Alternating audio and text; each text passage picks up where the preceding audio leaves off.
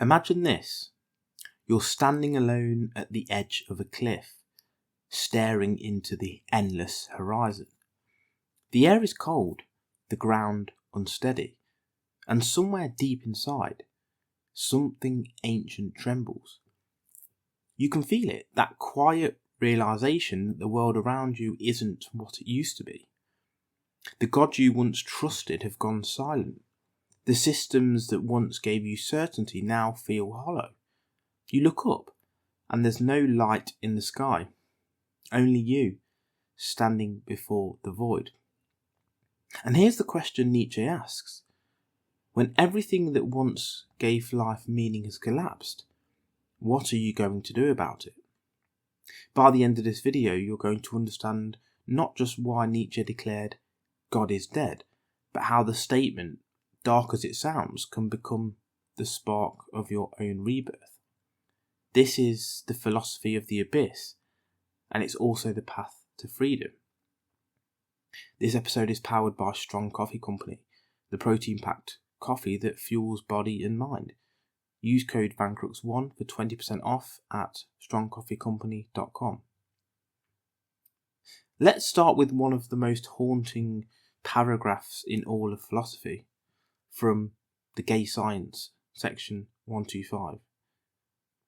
God is dead. God remains dead, and we have killed him. Yet his shadow still looms. How shall we comfort ourselves, the murderers of all murderers? What was holiest and mightiest of all that the world has yet owned has bled to death under our knives. Who will wipe this blood off us? What water is there for us to clean ourselves?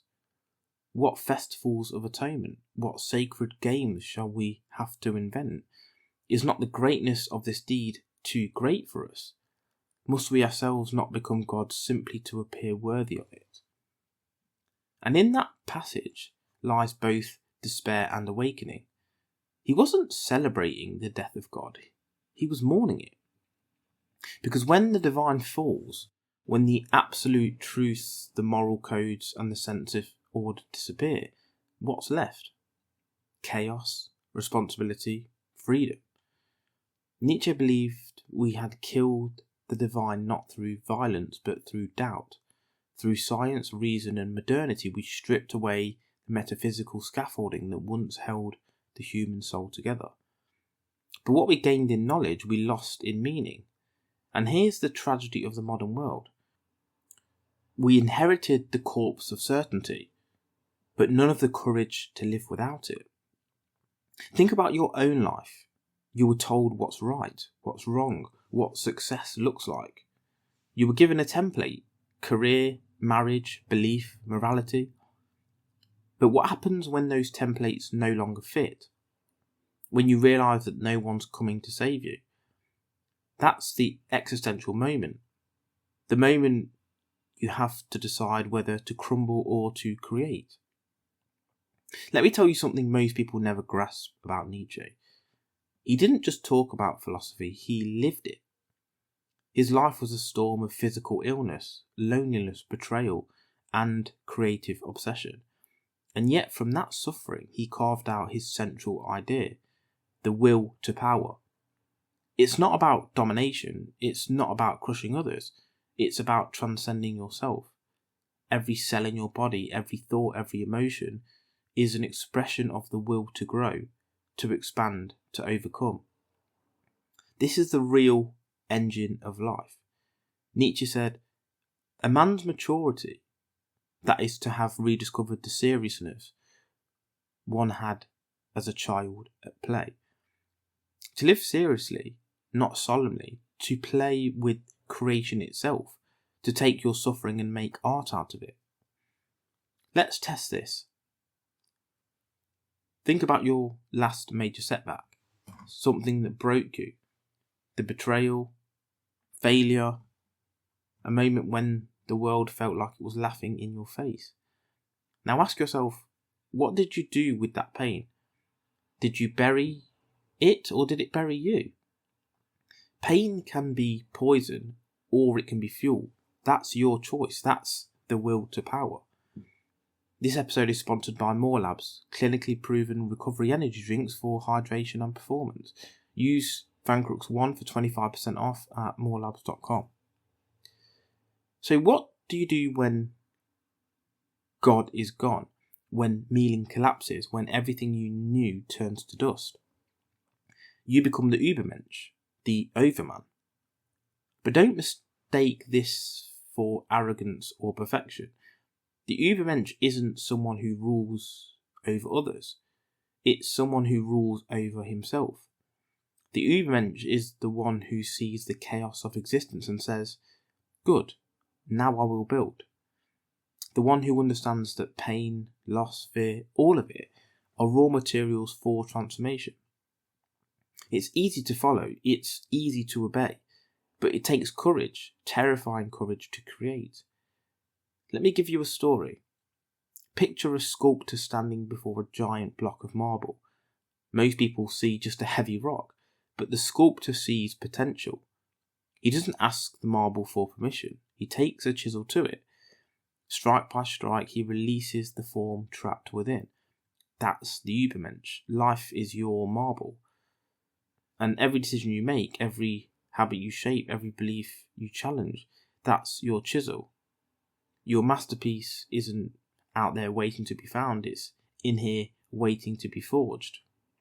Nietzsche said that there are 3 metamorphoses of the Übermensch, or the overman. First is the camel, the one who willingly carries the burdens of society. The camel kneels and takes on the weight of "you must," tradition, expectation, obligation. Then the lion, who enters the desert and learns to say no, not to the imposed values, not to the rules that suffocated the soul. The lion fights for the right to create freedom. But the lion cannot create, he can only destroy.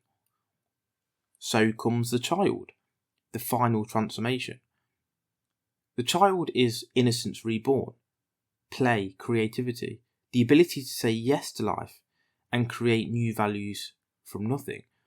Only the child can build the new world, and that's the essence of Übermensch.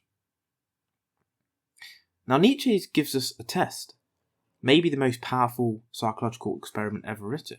He calls it the eternal return. A demon appears before you and says, every moment of your life, every laugh, every heartbreak, every sleepless night, you will live it again and again and again and again and again and again for eternity. Would you curse him, or would you embrace him? Would you fall to your knees in despair, or smile and say, "You've given me the greatest gift imaginable"? This is the question of the eternal return. Can you live in such a way that you would gladly repeat it forever? Because if you can, you've mastered life. So here's your challenge. If today were to loop infinitely, would you live it differently?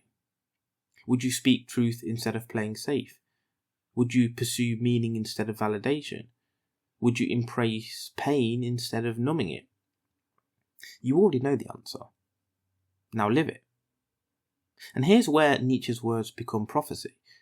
We live in a world that's lost its gods, but not yet found its courage.